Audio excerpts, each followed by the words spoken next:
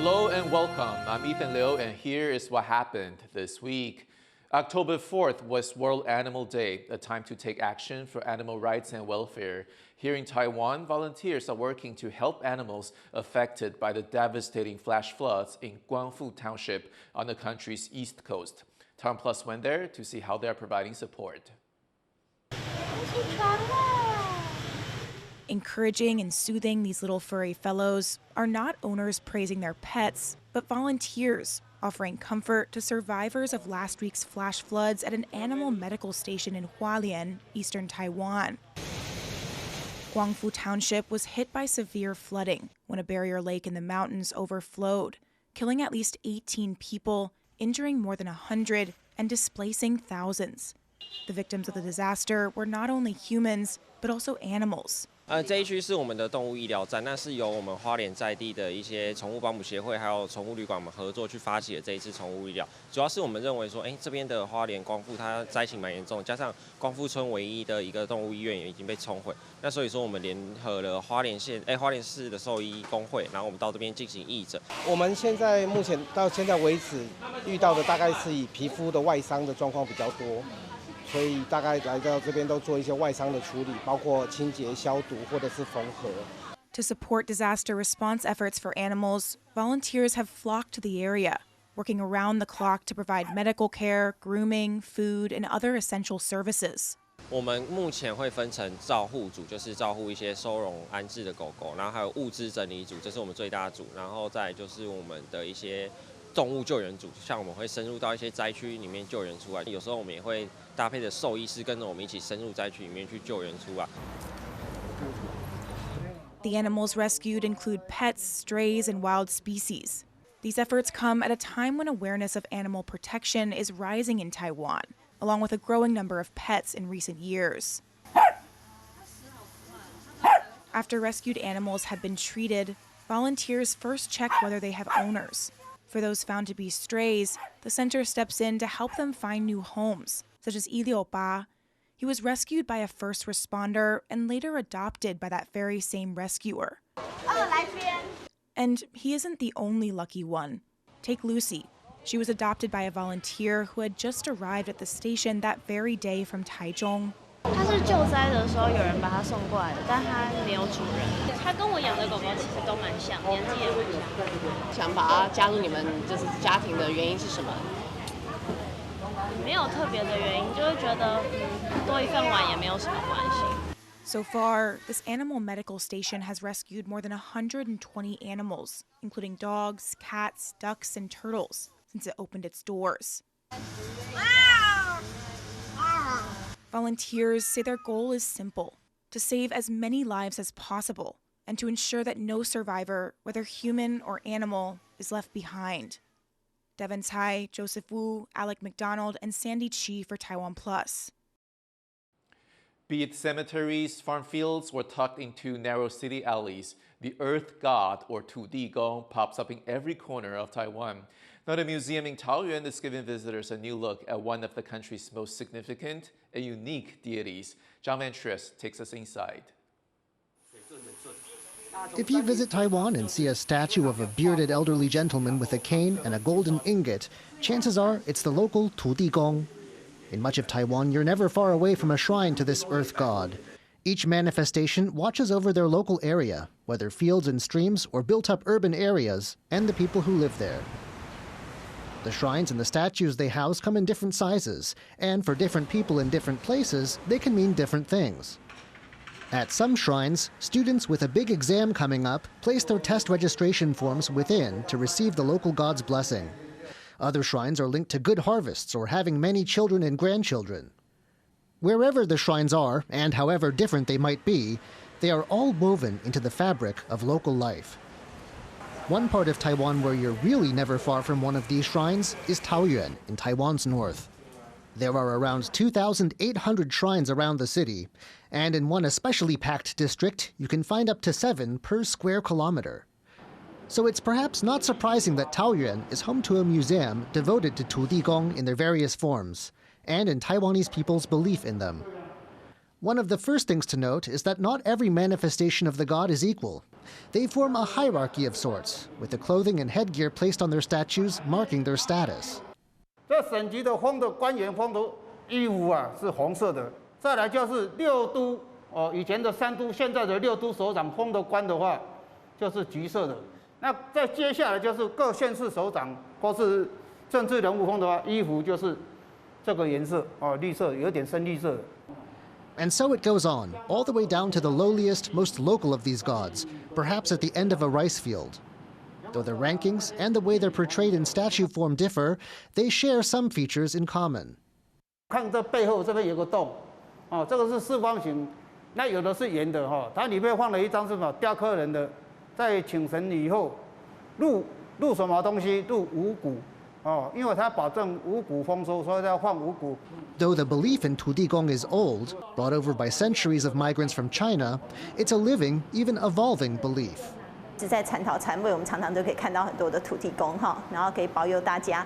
那现在慢慢转型，土地公其实也有一个财神的概念只要我们觉得说想要有一些祈求的时候，我们就会想到第一个一定是想到的是土地公。那土地公呢，其实就是我们大家的共同的一个信仰。 While many local gods are known to be worshipped in only a small area, and their shrines are sometimes simple compared to Taiwan's more ornate and elaborate temples, people's connections to them run deep, with each village and district believing that in the cosmic order, there is someone looking out for them. James Lin and John Van Trieste for TaiwanPlus. Earlier this year, Stanford launched its new Taiwan Studies program. Our reporter Les Liao got a chance to sit down with the founding director, Ji Wuxing, to talk about the new program and about democracy in the region. For our interview show Zoom In, Zoom Out. There are a lot of Taiwan programs popping up at, for example, UT Austin, UCLA, just to name a few. How does Stanford go about distinguishing itself from these Taiwan programs?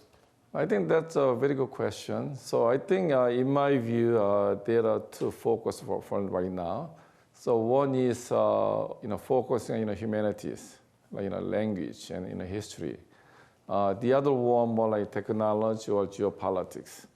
But then I feel like society, culture, education, innovation, those areas need more attention. So that will be the main focus of our new program. Let's zoom out for a second because you are a leading expert in democracies, particularly in Asia, and we'd like to tap your expertise for a little bit. So what is the state of democracy in Asia? Okay, so not only Asia, but I think globally we are facing very serious democratic backsliding. Okay, United States is not an exception.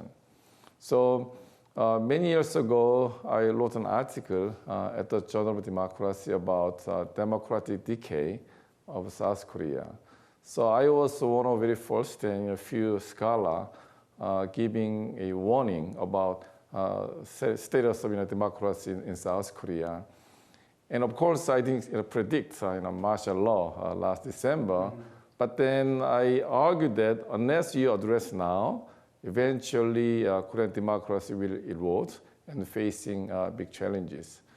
But now, if you look at Asian country, Korea, Indonesia, Thailand, also European country, United States, I guess some issue in Taiwan as well. So I think we are facing the challenge of global populism and democratic backsliding. So I'm very concerned about the future of liberal democracy, not only in Asia, but more globally. What do you think the appeal is of populist leaders? For example, in the Philippines, Rodrigo Duterte.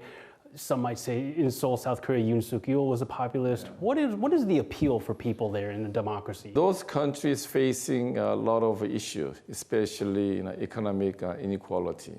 Okay. And then those populist leaders have two main, talents. One is they simplify complex problem in a very easy way. Okay, I mean that's main power of populist leaders today and historically, and also they are very anti-establishment. And then they are blaming establishment as the main cause of all those problems.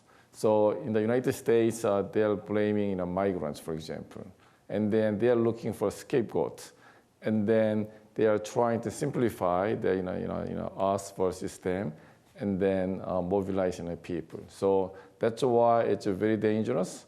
I have deep concern about the future. That was Ji Wuxing, founding director of Stanford's Taiwan Studies program. You can find a full episode of Zoom In, Zoom Out on the TaiwanPlus website or on YouTube. Animal rights groups want to ban meerkats as pets following new rules from the country's Animal Welfare Department that will require owners of some exotic animals to register them. Our reporter Sandy Chi explains why.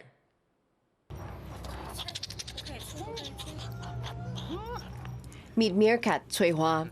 He's an important member of the family for Chen Yiwen, who has been caring for him for about a year, showering him with his buddy Cui Yu with endless hugs, scrubs, and snacks.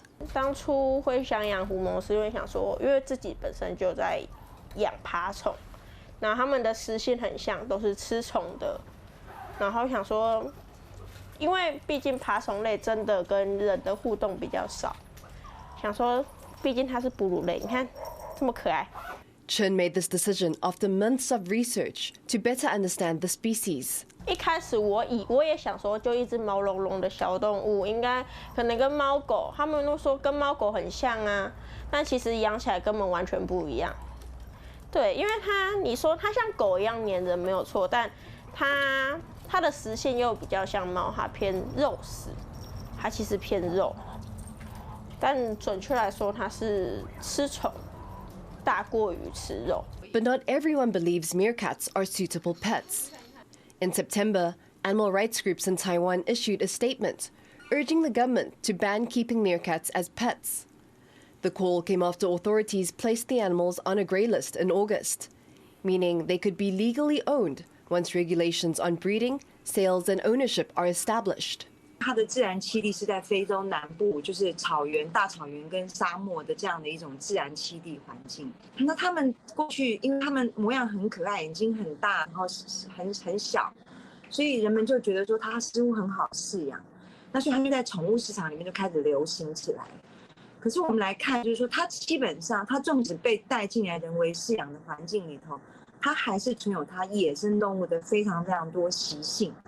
比方说，这个动物它很重要的是，它是具有高度社群的一个动物。所以他们大概在野外，他们大概都是以25到30只以上一个这样的族群为一个单位。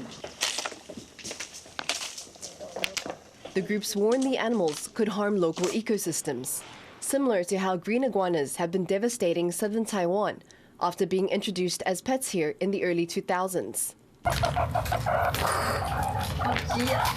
With many concerns over this exotic pet species, the group suggests the government pursue a phased ban, with registration and oversight for current owners, stronger quarantine controls, and long-term public education. There are currently over 1,000 known pet meerkats in Taiwan. Meerkats are just one of the many exotic pets here in Taiwan. And with rising awareness for animal rights, the government will continue to hammer out new rules to find the best solution for these animals and their humans. Luffy Lee, PG Zhuang, and Sandy Chi in Yilan for TaiwanPlus. Thank you for watching Here's What Happened. You can visit the TaiwanPlus website or our social media for more stories from Taiwan and around the world. Finally, check out these captive-bred olive Ridley sea turtle hatchlings being released into the ocean from the beach in Guatemala. I'm Ethan Liu. Take care and see you next week.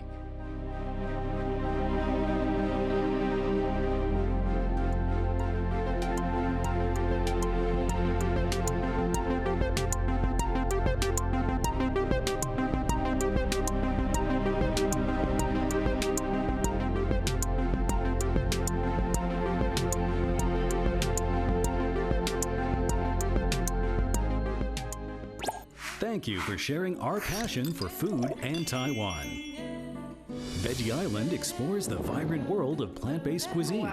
This is amazing. While Taiwan on the Rocks uncovers the stories and craftsmanship behind every sip. Have you ever tried Taiwanese beer? Are you ready to taste even more of Taiwan?